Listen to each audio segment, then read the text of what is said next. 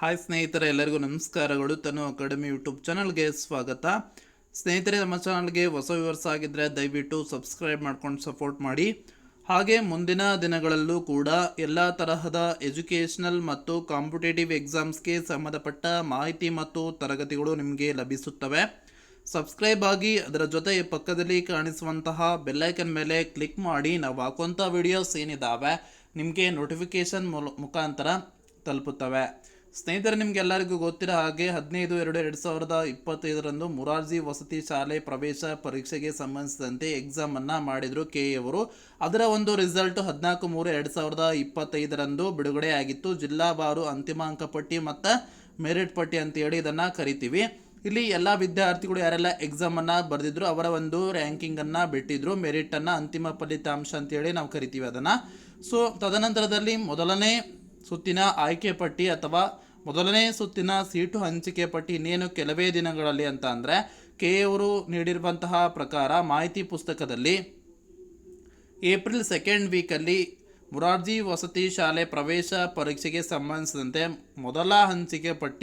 ಮೊದಲ ಸೀಟು ಹಂಚಿಕೆ ಪಟ್ಟಿ ಬಿಡುಗಡೆ ಮಾಡ್ತೀವಿ ಅಂತ ಹೇಳಿದರು. ನೋಡೋಣ ಸ್ನೇಹಿತರೆ, ನೆಕ್ಸ್ಟ್ ವೀಕ್ ಬರುವಂತಹ ಚಾನ್ಸಸ್ ತುಂಬಾ ಇದೆ. ಅಂದರೆ ನಾಳೆಯಿಂದನೇ ಸ್ಟಾರ್ಟ್ ಆಗುವಂಥದ್ದಲ್ವಾ 2nd ವೀಕ್. ಓಕೆ ದೆನ್, ಇಲ್ಲಿ ಭಾಳಷ್ಟು ವಿದ್ಯಾರ್ಥಿಗಳು ಕೇಳ್ತಾ ಇದ್ದೀರಾ, ನಂದು 60 ಆಗಿದೆ, ಪಾಸ್ ಆರ್ ಫೇಲ್ ಅಂತ ಹೇಳಿ ಕೇಳ್ತಾ ಇದ್ದೀರಾ. ಕೆಲವೊಬ್ಬರು 65 ಆಗಿದೆ, ನಮಗೆ ಮೊದಲ ಹಂತದಲ್ಲೇ ಸೀಟ್ ಸಿಗುತ್ತಾ ಅಂತಂದರೆ ಮೊದಲನೇ ಒಂದು ಸೀಟು ಆಯ್ಕೆ ಪಟ್ಟಿಯಲ್ಲಿ ಸಿಗುತ್ತಾ ಅಂತೇಳಿ ಕೇಳ್ತಾ ಇದ್ದೀರಾ. ಸೊ ಸ್ನೇಹಿತರೆ, ಏನಂತಂದರೆ ನಿಮಗೆಲ್ಲರಿಗೂ ಗೊತ್ತಿರೋ ಹಾಗೆ ಇಲ್ಲಿ ಸೀಟನ್ನು ಹಂಚಿಕೆ ಮಾಡೋದು ಕೇವಲ ಮಾರ್ಕ್ಸನ್ನು ಮಾತ್ರ ಪರಿಗಣನೆಗೆ ತೆಗೆದುಕೊಳ್ಳೋದಿಲ್ಲ. ಇಲ್ಲಿ ಮಾರ್ಕ್ಸನ್ನು ಹೆಂಗೆ ಪರಿಗಣನೆಗೆ ತೆಗೆದುಕೊಳ್ತಾರೆ ಅಂದರೆ, ನಿಮ್ಮದು ಹೈಲಿ ಮಾರ್ಕ್ಸ್ ಇತ್ತು ಅಂದರೆ ನಿಮಗೆ ಯಾವುದೇ ಒಂದು ಕೆಟಗರಿ ಅನ್ವಯ ಮತ್ತು ಸ್ಪೆಷಲ್ ಕೆಟಗರಿ ಅನ್ವಯ ನಿಮಗೆ ಸೀಟ್ ಅಲಾಟ್ಮೆಂಟ್ ಮಾಡಲ್ಲ. GM ಅಲ್ಲೇ ಮಾಡ್ತಾರೆ, ಅಂದರೆ ಜನರಲ್ ಮೆರಿಟ್ ಅಂತೇಳಿ ಕರಿತೀವಿ. ಓಕೆನಾ? ಹಾಗಾದ್ರೆ ಅಲ್ಲಿ ಜನರಲ್ ಮೆರಿಟ್ ಅಂತೇಳಿ ಕರಿತೀವಿ. ನೆಕ್ಸ್ಟ್, ಹಾಗಾದರೆ ನಮ್ಮ ಒಂದು ಮಾರ್ಕ್ಸ್ ಕೂಡ ಇದೆ, ನಮ್ಮ ಕೆಟಗರಿನೂ ಕೂಡ ಇದೆ, ನಮ್ಮ ಮಾರ್ಕ್ಸ್ ಕೂಡ ಕಡಿಮೆ ಬಂದಿದೆ, ನಮ್ಮ ಕೆಟಗರಿ ಮತ್ತು ಸ್ಪೆಷಲ್ ಕೆಟಗರಿ ಇದೆ ಅಂತ ಅನ್ನೋರು ಇಲ್ಲಿ ಮೊದಲನೇ ಸುತ್ತಿನ ಸೀಟು ಹಂಚಿಕೆ ಆಯ್ಕೆ ಪಟ್ಟಿಯಲ್ಲಿ ಆಯ್ಕೆ ಆಗ್ತೀರ.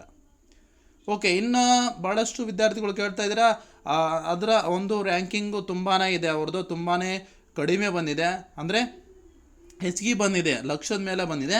ನಮ್ಮದು 50,000 ಒಳಗೆ ಬಂದಿದೆ. ಸೊ ನಾವು ಕೂಡ ಫಸ್ಟ್ ಲಿಸ್ಟಲ್ಲೇ ಸೆಲೆಕ್ಷನ್ ಆಗಿದ್ದೀವಿ, ಮೊದಲ ರೌಂಡಲ್ಲೇ. ಅವರು ಕೂಡ ಮೊದಲ ರೌಂಡಲ್ಲೇ ಆಯ್ಕೆ ಆಗಿದ್ದಾರೆ ಅಂತ ಅನ್ನೋದಾದರೆ ಒಂದು ಅಲ್ಲಿ ಕೆಟಗರಿ ಮತ್ತು ಸ್ಪೆಷಲ್ ಕೆಟಗರಿ ಅನ್ವಯ ಆಯ್ಕೆ ಆಗಿರ್ತಾರೆ. ಓಕೆ ದೆನ್ ನೆಕ್ಸ್ಟ್ ಏನಂತ ಅಂದರೆ, ಇನ್ನೊಂದು ಸ್ನೇಹಿತರೆ, ಜಿಲ್ಲಾವಾರು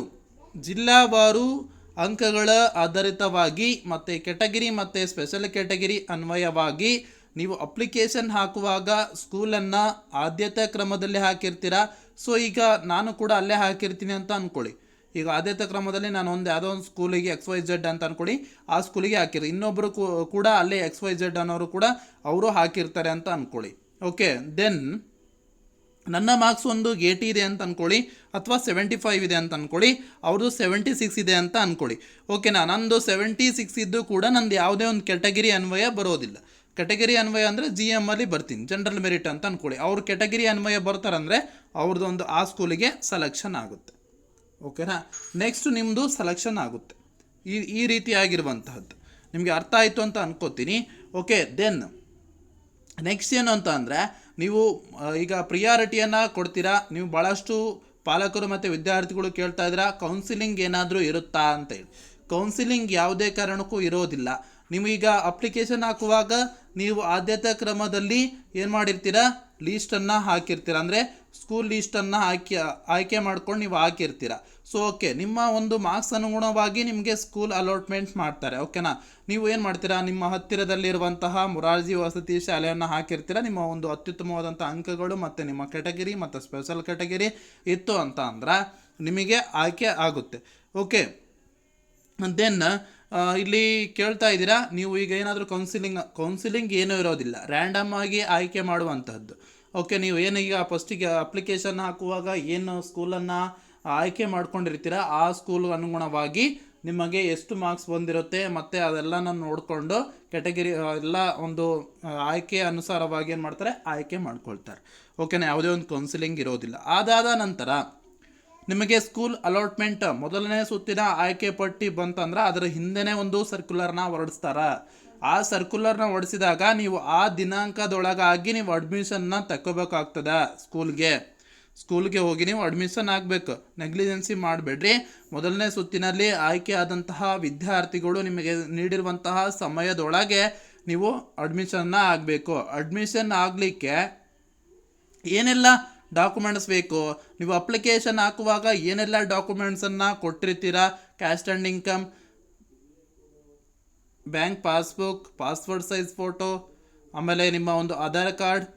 ಓಕೆ, ಅಲ್ಲಿ ಫಸ್ಟ್ ಆ್ಯಂಡ್ ಸೆಕೆಂಡ್ ಪಾರ್ಟಿ ಅಂತ ಹೇಳಿ ಒಂದು ಸ್ಟಾಂಪ್ ತೆಗೆದುಕೊಂಡು ಬನ್ನಿ ಅಂತೇಳಿ ಹೇಳ್ತಾರೆ. ಅದನ್ನು ಕೂಡ ನೀವು ತೆಗೆದುಕೊಂಡು ಹೋಗಬೇಕು. ಮ್ಯಾಟ್ರನ್ನ ಅವರೇ ಹಾಕ್ಕೊಡ್ತಾರೆ. ಅಲ್ಲಿ ಏನಪ್ಪ ಅಂತಂದ್ರೆ ಫಸ್ಟ್ ಪ್ರಿನ್ಸಿಪಾಲು, ಆಮೇಲೆ ಸ್ಟೂಡೆಂಟ್ಸ್ಗೆ ಇರುವಂಥದ್ದು ಅದು.